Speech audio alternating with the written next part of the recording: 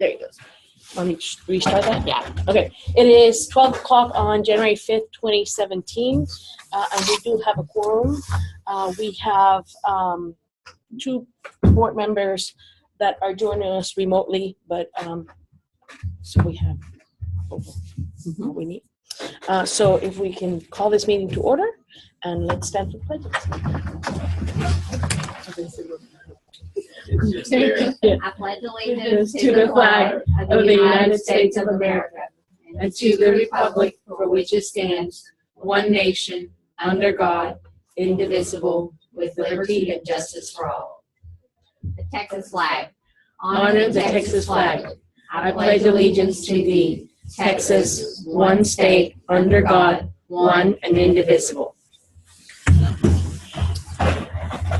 So we have one action item. It's the request for approval of the charter renewal.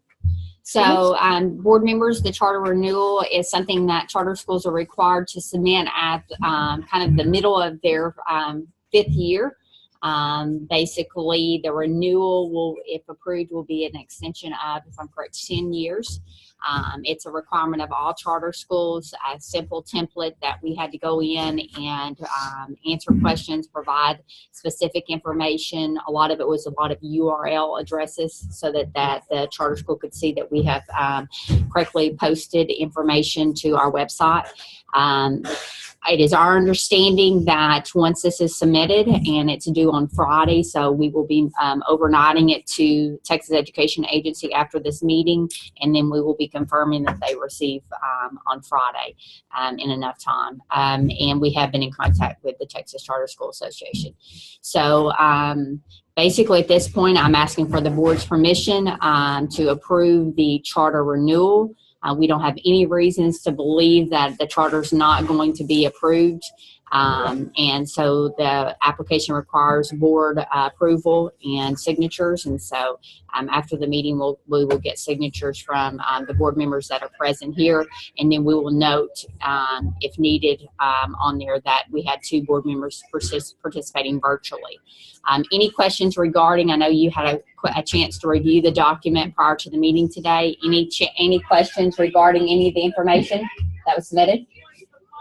I was impressed. Everything was on the website where it was supposed to be. Yeah, in fact, we didn't have one thing that we had to add. It was kind of a checkpoint for us too. So feel really good moving forward. Again, I don't see any reason why we're not going to be renewed. It is our understanding that we will get feedback and mark the date. April 6th, and so to move forward. I want to commend and thank the staff because we got this email late in December and they have been working very hard to get this done, so thank you. Thank you so much. Yeah. I do have a question. The dates that we have open enrollment, February the 15th through April the 7th, is there ever a chance to move that closer to maybe January 1st to maybe mid-March or something like that? Or is that, I guess my question is, why February 15th through April 7th? Are those state-mandated dates? Or? Those are dates that were in the original charter. Okay. And But just note that we do, Mark made a great point, we do take applications year-round. So okay. I think the reason we have to have a window is because of the lottery. So we have to have a lottery, and so we have to have a window to say that we're currently accepting applications, and then we will host a lottery on this specific date. But understand that as for example, right now, we are currently enrolling students throughout it's required that we enroll students up until the very last day of instruction. So if there's an opening, we will enroll a child. I will add that the February date also gives our administration time to make updates and get caught up from the fall PEAM snapshot and all of that. Plus we send out those commitment letters, and it allows us to get our commitment letters back of our current students before we announce, hey, we're accepting new kiddos. Yeah. So it gives us a chance to get a response back from our current kids. So we kind of launched that commitment letter at the same time we launched the application for the next year. Yeah, great point. And that allows us to finish up that first semester. The truth of it is, as parents are evaluating us, they're making decisions based on their child's performance. And so that gives them an opportunity to evaluate their child's performance that first semester, make the determination, because they do have, it is, basically they have a spot in the event that they choose to come back. They don't have to roll into the lottery as an enrolled Right. student. So. Okay, well, that makes sense. I was wondering, we're getting hit with a lot of requests and people wanting to prior to that, and just wanted to see what the reasoning was behind it, but I understand. Yeah. Well, I think we have around 15 inquiries here in Tyler since we've been back for the break. So we're really excited about the level of interest in the school. Any additional? Yeah, we've taken applications actually for next school year, just marked out the date. They'll have to probably fill out a new form, but they wanted to leave an application for next year. Does that make sense?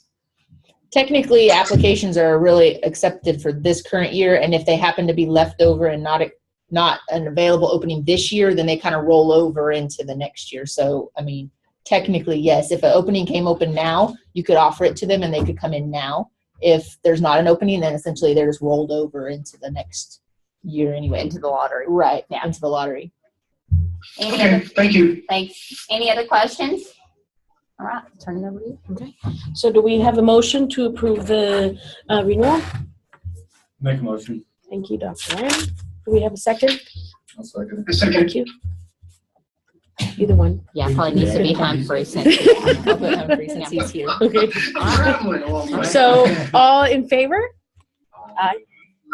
Anybody opposed? Okay, so the motion carries. Thank you. Meeting's adjourned. Meeting is adjourned. Thank you. And we do have our regular Thank board you. meeting next Next Thursday. Thursday, yes.